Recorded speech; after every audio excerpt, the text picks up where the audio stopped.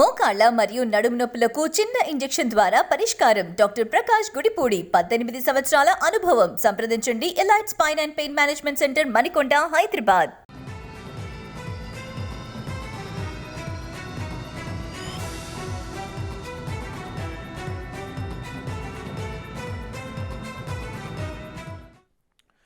Breaking news చూస్తున్నాం. కాసేపట్లో ముఖ్యమంత్రి రేవంత్ రెడ్డి అండ్ టీం మేడిగడ్డకు చేరుకున్నది. తెలంగాణ అసెంబ్లీ నుంచి సీఎం రేవంత్ రెడ్డి, మంత్రులు, ఎమ్మెల్యేలు, ఎమ్మెల్సీలంతా మేడిగడ్డకు బస్సుల్లో తరలి వెళ్లారు. ఈ పర్యటనకు కాంగ్రెస్, ఎంఐఎం, సిపిఐ ఎమ్మెల్యేలు వెళుతుండగా బీఆర్ఎస్, బీజేపీ ఎమ్మెల్యేలు మాత్రం డుమా కొట్టారు. దీంతో మరోసారి బీజేపీ, బీఆర్ఎస్ ఒక్కటే అన్న ప్రచారం తెరపైకి వచ్చింది.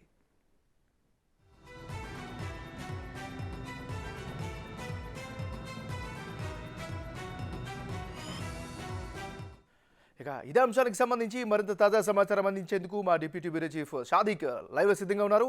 షాదిక్, చెప్పండి, మీ దగ్గర ఉన్న అప్డేట్స్ ఏంటి? ఎస్ ఎంఎన్ఆర్, కేసీఆర్ మానస పుత్రిక కాళేశ్వరం ప్రాజెక్టు డొల్లతనాన్ని పూర్తి స్థాయిలో ప్రజలకు ఎండగట్టే చేసినటువంటి విధానాన్ని పూర్తిగా ఎండగట్టేందుకు కాంగ్రెస్ పార్టీ, కాంగ్రెస్ ప్రభుత్వం పూర్తి స్థాయిలో ఎమ్మెల్యేలు, ఎమ్మెల్సీలు అందరినీ కూడా మేడిగడ్డకు తీసుకురావడం జరిగింది. ముఖ్యమంత్రి రేవంత్ రెడ్డితో పాటుగా కాంగ్రెస్ ఎమ్మెల్యేలు, ఎమ్మెల్సీలు అందరూ దీనికి బీజేపీ, ఎంఐఎం వాళ్ళు రాలేదు. బ్యారేజ్ దగ్గర కుంగిపోయిన పగిపోయిన బ్యారేజ్ సంబంధించిన దగ్గర ఉన్నాం. ఈ ప్రాంతంలో అంటే బ్లాక్ నంబర్ 7లో 18, 19, 20, 21 ఈ 4 పిల్లలు 21 ఈ 4 పిల్లలకు సంబంధించిన కుంగిపేత సంబంధించినటువంటి ఆ పిల్లలు చూస్తున్నాం. మనకు మొత్తం నెర్రలు వాసి ఉన్నటువంటి పరిస్థితి ఉంది. 1 కోటి ఎకరాలకు మాగానికి నీళ్లు ఇస్తున్నటువంటి డొల్లతనాన్ని కాంగ్రెస్ పార్టీ పూర్తిగా బహిర్గతం చేయబోతుంది. తెలంగాణ సమాజానికి 1,00,000 కోట్లు వెచ్చించి నిర్మించినట్టు తలబెట్టినటువంటి ఈ ప్రాజెక్టు గోదావరి నీటి పాలైన సందర్భాన్ని కూడా ఈరోజు కాంగ్రెస్ పార్టీ చెప్పబోతుంది, ప్రజలకు అందరికి చెప్పబోతుంది.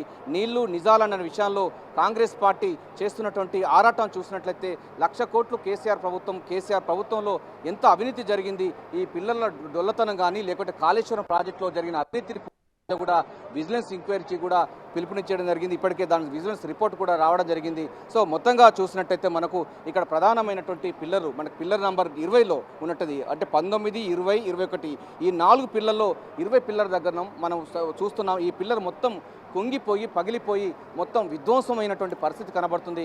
కేసీఆర్ యొక్క పాపాల పుట్ట పగిలిపోయిందని కూడా పీసీ చీఫ్ ముఖ్యమంత్రి రేవంత్ రెడ్డి ఆరోపించినటువంటి సందర్భాన్ని గుర్తు చేస్తున్నాం. మనకు మాజీ మంత్రి, కాంగ్రెస్ పార్టీ నేత సుదర్శన్ రెడ్డి గారు ఉన్నారు. సార్, మీరు ఇరిగేషన్ శాఖ, ఉమ్మడి రాష్ట్రంలో ఇరిగేషన్ శాఖ మంత్రిగా పనిచేశారు. ఇట్లాంటి పగిలిపోయినటువంటి పిల్లర్లు చూసిన సందర్భాలే 1,00,000 కోట్లు ప్రజాధనాన్ని దుర్వినియోగపరిచినటువంటి గత ప్రభుత్వం బీఆర్ఎస్ పార్టీకి మీరు ఎట్లా సమాధానం చెప్పబోతున్నారు? ఈరోజు మోడిగడ్డకు వచ్చిన తర్వాత ఈ ప్రాజెక్టు చూస్తూ ఉంటే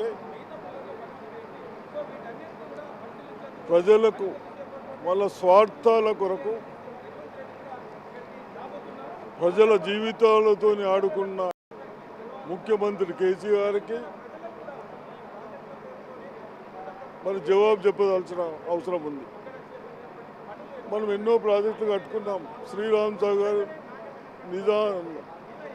నాగార్జున సాగర్, శ్రీశైలం ఇటువంటి పెద్ద పెద్ద ప్రాజెక్టులు కడితే ఇన్ని సంవత్సరాలైనా కానీ ఎక్కడ చిన్న క్రాకులు రాకుండా షట్టర్స్ బాగుండి చేస్తూ ఉంటే ఇది కేవలం 1,00,000 కోట్లు ఖర్చు పెట్టి బేసిక్ ప్రాజెక్టు కాబట్టి ఆ బేసిక్ ప్రాజెక్టుని ఈ విధంగా అయింది కాబట్టి తప్పనిసరిగా ఆ కన్సర్న్ అధికారులను కానీ ముఖ్యమంత్రి గారు కేవలము దీంట్లో ఈ ప్రాజెక్టులో ఎస్టిమేషన్స్ ఎక్కువ చేయించుకుంటూ కమిషన్ల కొరకే ఎస్ఎల్ 30 టీఎంసీ వాటర్ వచ్చేదాన్ని 40 టీఎంసీ కెపాసిటీ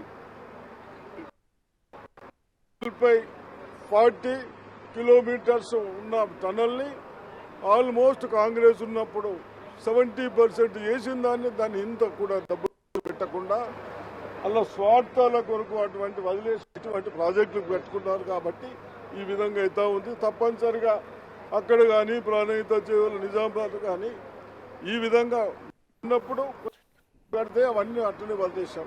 100 సంవత్సరాలకు నిలబడేటువంటి జాతికి అంకితం చేసిన ఈ ప్రాజెక్టు ఇట్లా నెర్రలు వాసి పగిలిపోయి కుంగిపోయి విధ్వంసమైనటువంటి సందర్భం చూస్తుంటే ప్రజాధనాన్ని అంటే నీళ్లు నిధులు ఉద్యోగాలని చెప్పి ప్రజలను బొంకించి అనేక రకాలుగా వాళ్ళకు వంచి ఇట్లా పగిలిపోయిన సందర్భం చూస్తుంటే మీరు మాజీ ఇరిగేషన్ శాఖ మంత్రిగా మీకు ఎట్లా అనిపిస్తుందండి? అసలు మాకు లక్షల కోట్లు బాకీలు తెచ్చి నా పిల్లల భవిష్యత్తు బాగుంటుందని మేము ఆలోచించిన దాన్ని చూసి ఆ తర్వాత ఇక్కడ ఇటువంటి ప్రాజెక్టులు చూసిన తర్వాత మాకు చాలా బాధగా ఉంది. కేవలము ఇంజనీర్లు కానీ కేసీఆర్ కానీ వాళ్ళ స్వార్థాల కొరకే ప్రాజెక్టు కట్టిందని నిరూపించదలుచుకున్నాం. తప్పనిసరిగా మంత్రి గారు వస్తున్నారు, వీళ్ళతో చేస్తే బాగుంటుంది, ఎంక్వైరీలు చేసి ఇటువంటి వాళ్లకు రైతుల భవిష్యత్తును దీంట్లో ఇట్లా జరుగుతున్నా కూడా బీజేపీ వాళ్ళు కనబడుతుంది. చిన్న వక్క అని చెప్తున్నాడు కేటీఆర్. నిజంగా ఇది అదే ఉందా అండి? పరిస్థితి చూస్తుంటే నెర్రలు వాచి మొత్తం పైపులన్నీ అంటే సీకులన్నీ బయటకు వచ్చి ఇట్లా మొత్తం విధ్వంసమైన పరిస్థితి ఉంది. అందరూ దీన్ని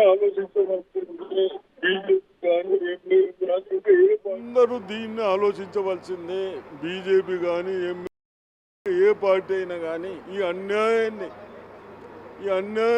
అన్యాయం అని చెప్పకుంటే అన్యాయం అయిపోయింది. ప్రజలకు చాలా అన్యాయమైంది. కేసీఆర్ గారు బీఆర్ఎస్ ప్రభుత్వం అన్యాయం చేసిందని చెప్పకుంటే వాళ్ళు ప్రజల మేలు కోరిన మా పార్టీలుగా అయితే నేను అనుకుంటున్నాను. ఓకే, కాళేశ్వరం ప్రాజెక్టులో జరిగినటువంటి అనేక అవినీతికి తార్కాణంగా నిలిచినటువంటి మేడిగడ్డ బ్యారేజ్ సంబంధించినటువంటి ఈ యొక్క పిల్లల కుంగివేతను పూర్తి స్థాయిలో తెలంగాణ సమాజానికి చూపెట్టే ప్రయత్నం కాంగ్రెస్ ప్రభుత్వం చేయబోతుంది. ముఖ్యమంత్రి రేవంత్ రెడ్డి మరి కాసేపట్లో ఇక్కడికి వచ్చి ఈ పిల్లలకు సంబంధించిన దానిపైన కూడా ప్రజాప్రతినిధులు ఎమ్మెల్యేలు ఎమ్మెల్సీలకు అందరికీ చూపించి తెలంగాణలో కేసీఆర్ నీటిపైన చేసినటువంటి విధ్వంసాన్ని ప్రజలకు చెప్పే ప్రయత్నం చేయబోతున్నారు. ఇప్పటికే కృష్ణా రివర్ మేనేజ్మెంట్ బోర్డులో జరిగినటువంటి అవకతవకలు బయటపెట్టినటువంటి కాంగ్రెస్ పార్టీ ఇప్పుడు GRMB గోదావరి రివర్ మేనేజ్మెంట్ బోర్డులో ఉన్నటువంటి గోదావరి నదిపై నిర్మించినటువంటి ఈ కాళేశ్వరం ప్రాజెక్టు యొక్క డొల్లతనాన్ని ప్రజలకు వివరించే ప్రయత్నం చేయబోతున్నారు. ప్రధానంగా మరి కాసేపట్లో ముఖ్యమంత్రి రేవంత్ రెడ్డి మా ఎమ్మెల్యేలు ఎమ్మెల్సీలకు అందరికీ చూపించి